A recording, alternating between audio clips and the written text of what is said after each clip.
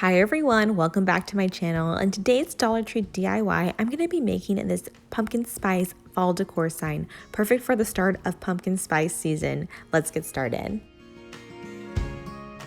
I'm going to be using this mason jar sign that I got from Dollar Tree in the summertime. You can also use the new fall mason jar signs that they have out right now. Those are going to work just as well. Okay, so as you see, I went ahead and flipped the sign over because we're going to be using the back, and I took off the sticker, and I also took off the twine that they have attached to it. We're not going to need that for this. Okay, then I take my Waverly chalk paint in white that I got from Walmart, and I just start painting my sign.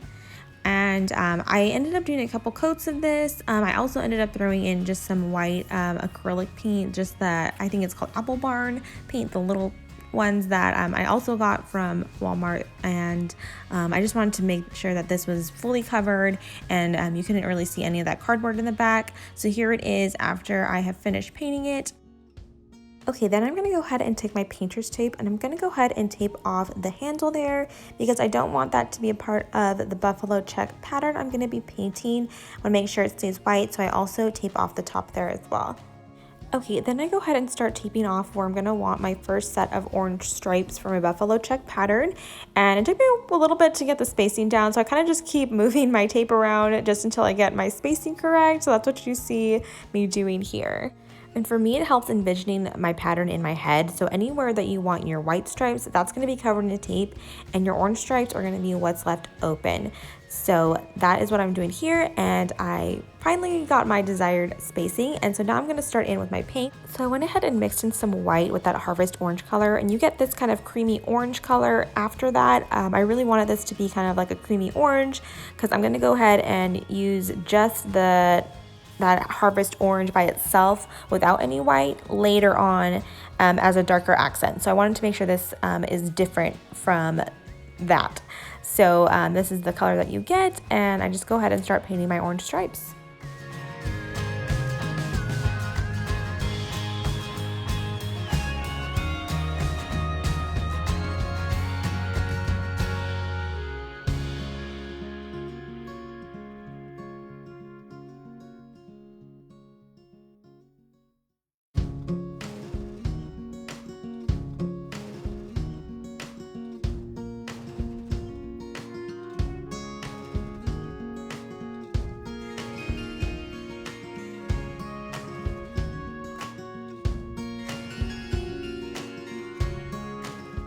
Okay, so here it is after a couple coats of paint, and now it's time to peel off the tape.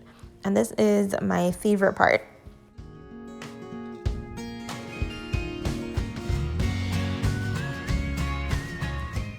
And there we have our first layer of crisp stripes.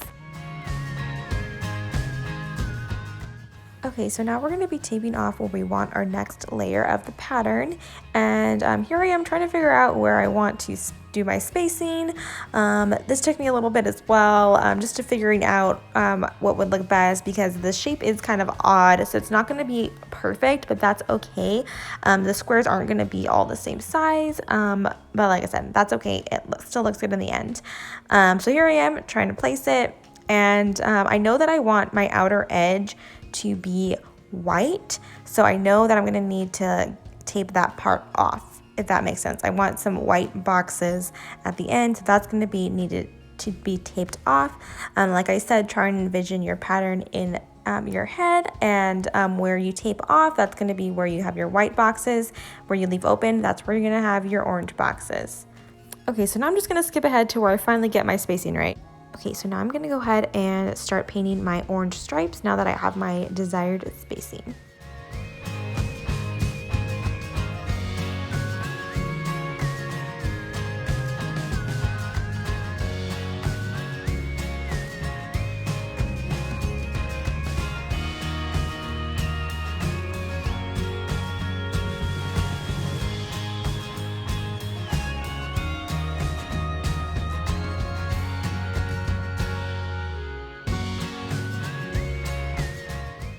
Okay, so now I'm going to start laying down the next layer of tape to start the last step of our pattern. Okay, so you're going to keep the tape as is. You're not going to remove any tape right now, and you're going to start laying down the next layer of tape where you first put your layer of tape, if that makes sense. So where we first put our tape, where those white boxes you can kind of see showing through are, that's where you're going to put your tape down again. And anything left open is going to be where our darker orange is going to go.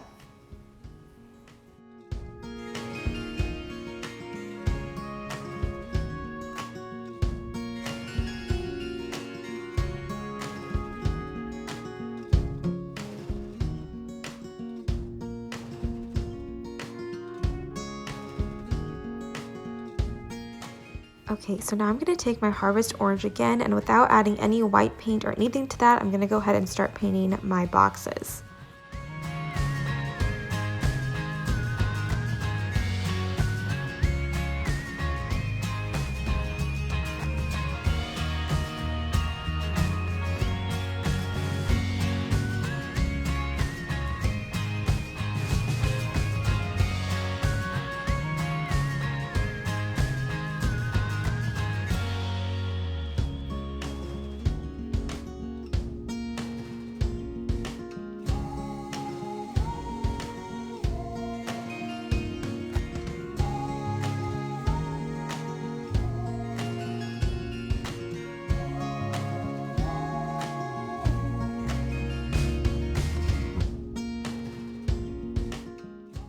Okay, now that that's all dry, it's time for the reveal, where we peel off our tape and reveal our buffalo check pattern. Okay, and as you're going to see, there's going to be some bleeding of the tape that got through, but that's okay because you can go ahead and touch that up after you've peeled all your tape. And you see right there, I peeled off that tape and it left some white there, but I'm just going to go ahead and paint that orange again, and it's going to be fine. And I think if I had waited a little bit longer for this to dry better, I would not have had this problem at all, but I was not patient, and so this is why this happened. But if you're more patient than I am, you probably won't have this problem at all. Okay, so now I'm just going to go ahead and touch up the spots where the paint bled through or did some chipping, and it's not that hard. I just took a smaller paintbrush and went ahead and used the corresponding color to cover up the spots.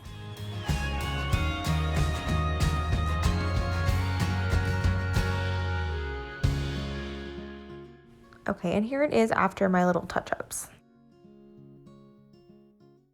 Okay, and next I'm going to take these window clings from Dollar Tree that I love so much. It says pumpkin spice and everything nice. I just love the font of this, but I only want the words that say pumpkin spice. So I'm going to cut that part out, and so I just have that left, and I go ahead and trim that up, and we're going to go ahead and place that in the middle of our mason jar. I wanted it to look like there was a label in the middle of my mason jar, so I went ahead and used a stencil that I had previously sketched out for another project, and I used this black paint marker to go ahead and trace that.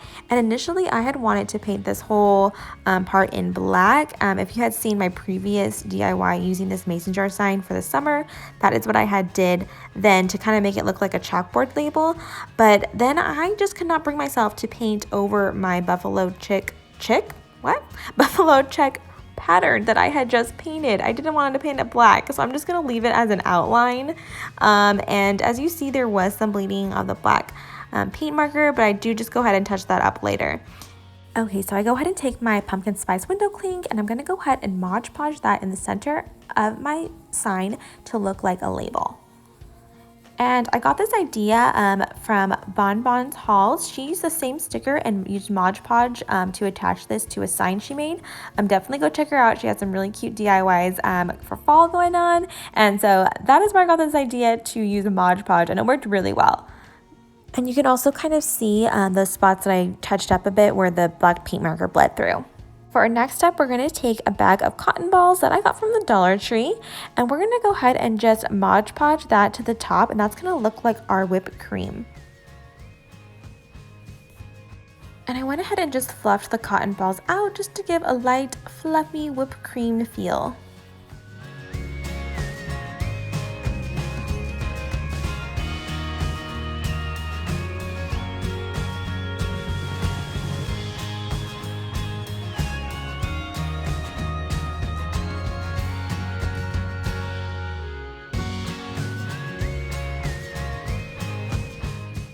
Okay, so here we have the finished whipped cream look, and I'm gonna go ahead and add this pumpkin sticker from the Dollar Tree. I thought I just needed a little something, so I go ahead and just pop that on the side there, and I think it looks really cute.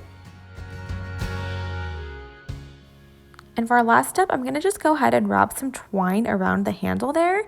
And I just do something simple, just a little crisscross look on the handle there. I don't use any glue. I'm just going to go ahead and tie it right on. Very simple, just to add a little something on the handle there.